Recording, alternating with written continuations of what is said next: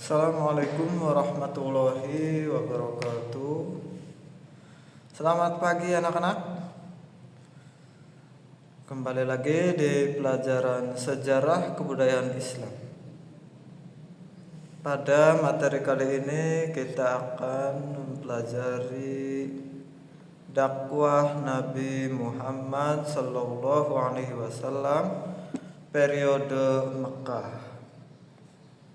Di sini ada peta konsep.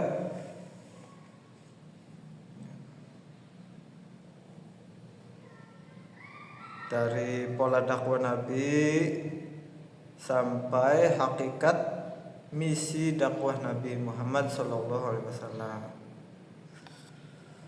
Pola dakwah Nabi Muhammad SAW periode Mekah.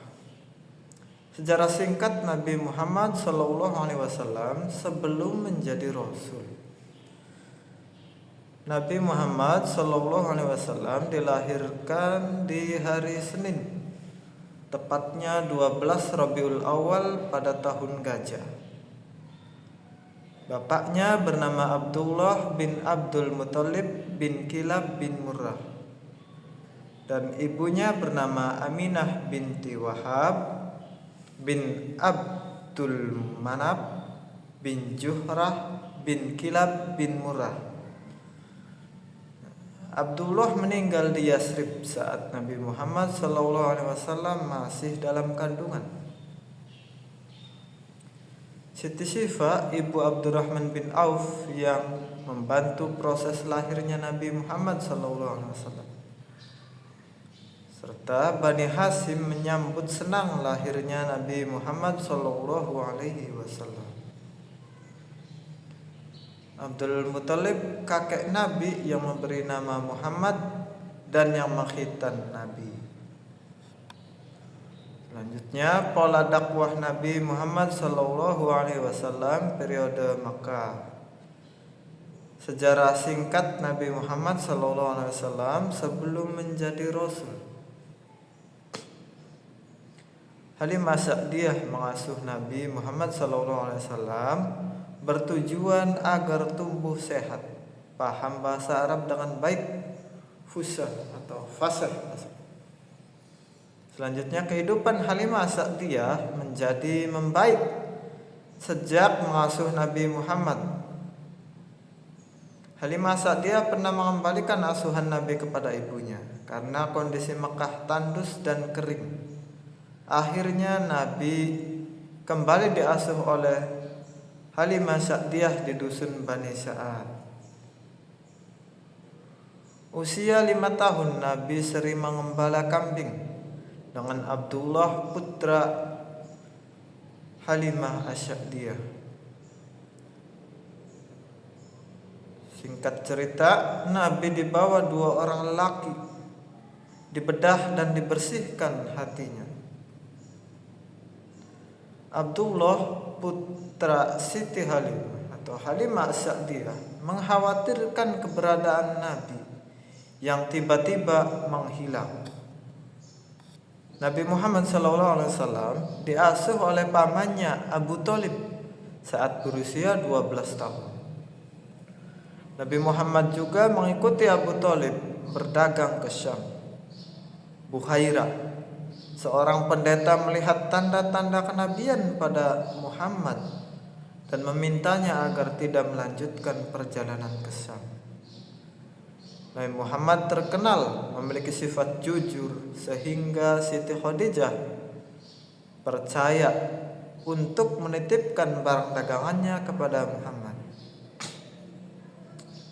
Nabi kembali ke Syam untuk menjual barang dagangan. Siti Khadijah ditemani Maisarah, asisten Siti Khadijah.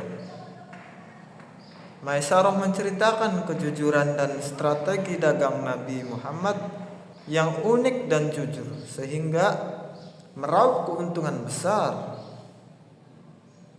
Siti Khadijah akhirnya jatuh hati dan menikah dengan Nabi Muhammad SAW. Nabi Muhammad SAW diangkat menjadi Rasul. Nabi Muhammad SAW sering menyendiri. memikirkan cara meluruskan kaumnya yang gemar melakukan dosa. Nabi Muhammad mengasingkan diri di dalam Goa Hira selama berhari-hari untuk menenangkan diri.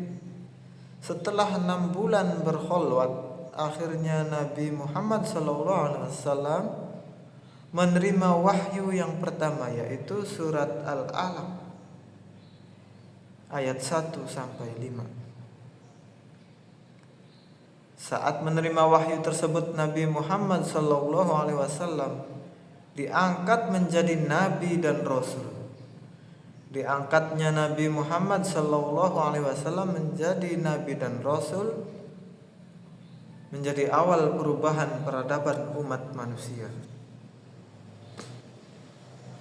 Dakwah secara rahasia. Setelah Nabi menerima wahyu yang kedua, yaitu surat Al-Mudassir ayat 1-7, Nabi mulai berdakwah dengan sembunyi-sembunyi atau rahasia. Pola dakwah secara rahasia atau sembunyi-sembunyi sesuai dengan bimbingan Allah terdapat dalam surah Asy-Syu'ara ayat 214. Kemudian Nabi berdakwah dengan rahasia atau sembunyi-sembunyi selama 3 tahun. Sahabat dan keluarga yang pertama kali masuk Islam yaitu Khadijah binti Khuwailid, Ali bin Abi Thalib, Zaid bin Harisah, Abu Bakar, Utsman bin Affan, Jubair bin Awam, Sa'ad bin Abi Waqqas, Abdurrahman bin Auf, Thalhah bin Ubaidillah, Abu Ubaidah bin Amr, Arqam bin Abil Arqam, Ja'far bin Abi Thalib, Amr bin Jarrah, Abu Salamah, Abu Jar al-Ghifari, dan lain-lain. Rumah Arqam bin Abil Arqam dijadikan markas dalam penyampaian dakwah secara rahasia atau secara sembunyi-sembunyi. Dakwah secara terang-terangan. Dakwah secara terang-terangan adalah dakwah dengan terbuka kepada penduduk Mekah.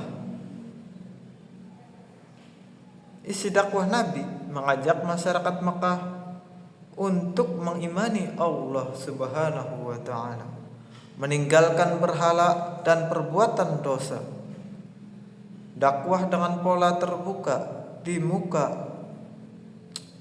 Dakwah dengan pola terbuka ini dimulai tahun keempat kenabian setelah Nabi menerima wahyu, yaitu surah Al-Hijr ayat 94. Mengundang kerabat karibnya, namun hanya sedikit yang beriman.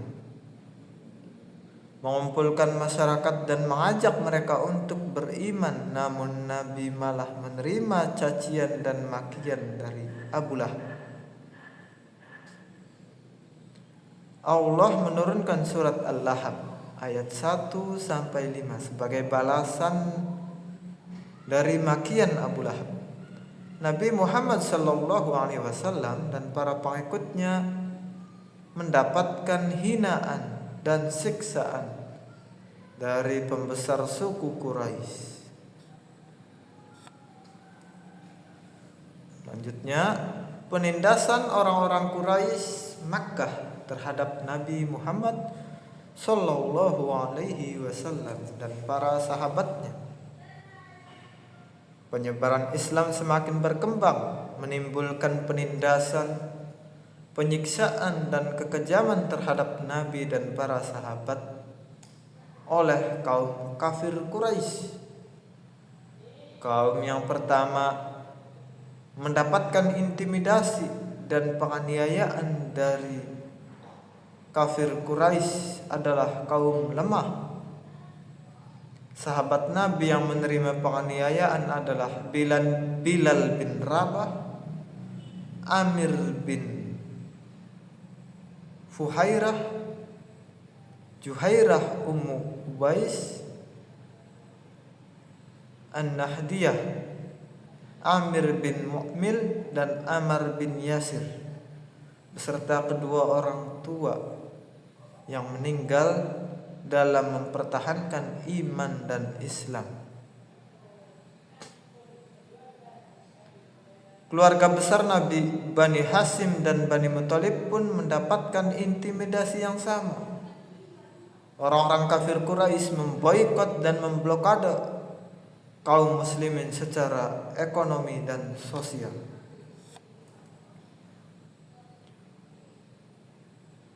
Ujian semakin berat setelah Abu Thalib meninggal dunia. Penindasan, penganiayaan tidak menyurutkan dakwah Nabi Muhammad SAW. Kafir Quraisy memutuskan untuk membunuh Nabi Muhammad SAW. Para utusan kabilah mengepung rumah Nabi untuk membunuhnya. Atas izin Allah, Nabi Muhammad SAW berhasil keluar dan meninggalkan Mekah ke Madinah. Segala ujian dan rintangan dilewati Nabi dan para sahabat dengan sabar dan tabah. Nabi mengingatkan bahwa umat dahulu pun merasakan pedihnya perjuangan. Ya, kali ini kita bahas hakikat misi dakwah Nabi Muhammad SAW sebagai rahmat bagi alam semesta. Nabi Muhammad diutus untuk menyempurnakan akhlak masyarakat Arab, khususnya dan umumnya seluruh manusia dari kesesatan. Hanya dalam tempo 23 tahun atas bimbingan Allah Subhanahu wa ta'ala, Nabi Muhammad sallallahu alaihi wasallam berhasil membawa rahmat, kebaikan-kebaikan bagi dunia ini. Pembawa kedamaian dan kesejahteraan. Nabi Muhammad dan para sahabat pembawa misi kedamaian dan kesejahteraan masyarakat Mekah dan Madinah khususnya, dan masyarakat luas pada umumnya. Setelah Nabi dan para sahabat menguasai Mekah, mereka mengampuni segala kesalahan masyarakat Mekah dan akhirnya masuk Islam.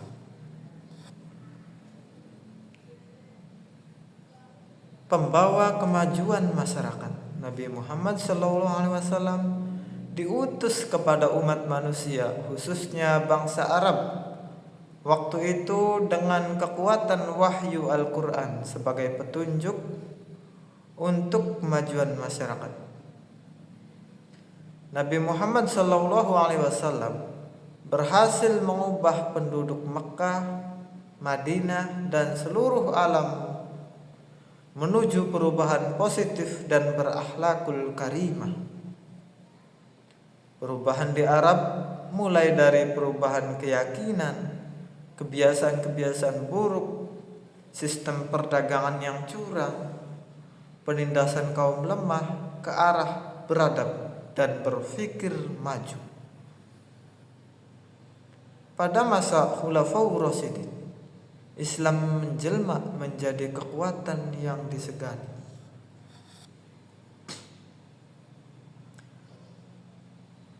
Mengambil ibrah dari misi Nabi Muhammad SAW sebagai rahmat bagi alam semesta, pembawa kedamaian dan kemajuan masyarakat. Yang pertama, berakhlak mulia dan terpuji. Yang kedua, bersikap sabar dan tegas menolak kekufuran, kemusyrikan, dan segala bentuk kemaksiatan. Yang ketiga, gemar melakukan perbuatan yang bermanfaat Yang keempat, mencintai persaudaraan dan menghindari permusuhan. Yang kelima, mencintai ilmu pengetahuan. Selanjutnya, meneladani perjuangan Nabi Muhammad SAW dan para sahabat dalam menghadapi masyarakat Mekkah. Nabi Muhammad SAW melakukan misi dakwah pada dua periode. Periode Mekkah selama 13 tahun dan periode Madinah 10 tahun. Isi pokok dakwah periode Makkah adalah menyeru manusia untuk menyembah Allah Subhanahu wa taala. Selalu meminta pertolongan hanya kepada Allah Subhanahu wa taala semata. Percaya kepada seluruh nabi dan rasul Allah, mengikutinya karena perkataan dan tindakannya adalah wahyu dari Allah Subhanahu wa taala.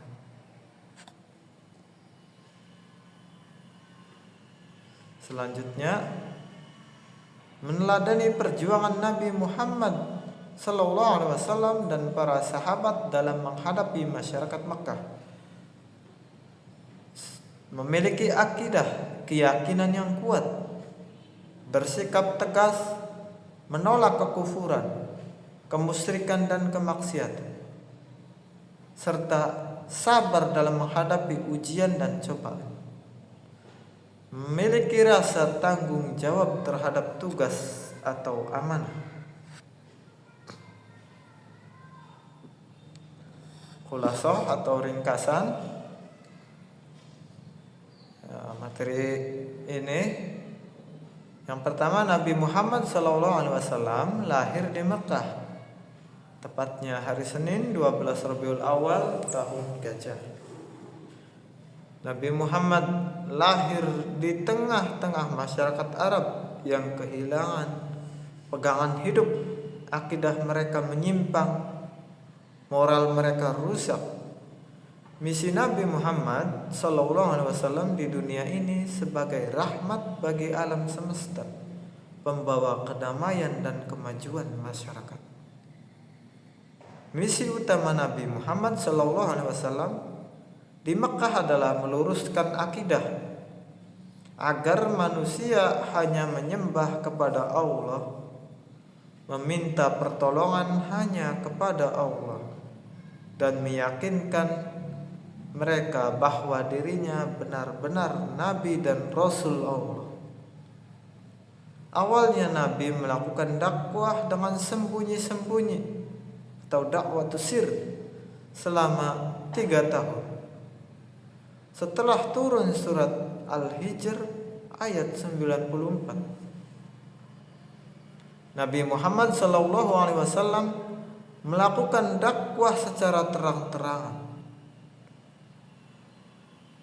23 tahun Nabi Muhammad berhasil membawa kemajuan dalam berbagai sektor kehidupan bagi Arab dan seluruh dunia. Rahmatan lil alamin. Mengukur tingkat kepahaman ataupun daya tangkap siswa, selanjutnya ada pertanyaan.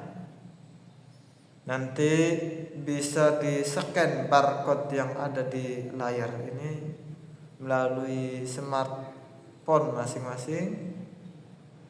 Dijawab pertanyaannya, diperhatikan dengan baik, nanti nilainya akan muncul secara langsung setelah selesai melakukan atau menjawab kuis. Bisa dipahami? Kurang dan lebihnya saya mohon maaf. Syukron. Terima kasih.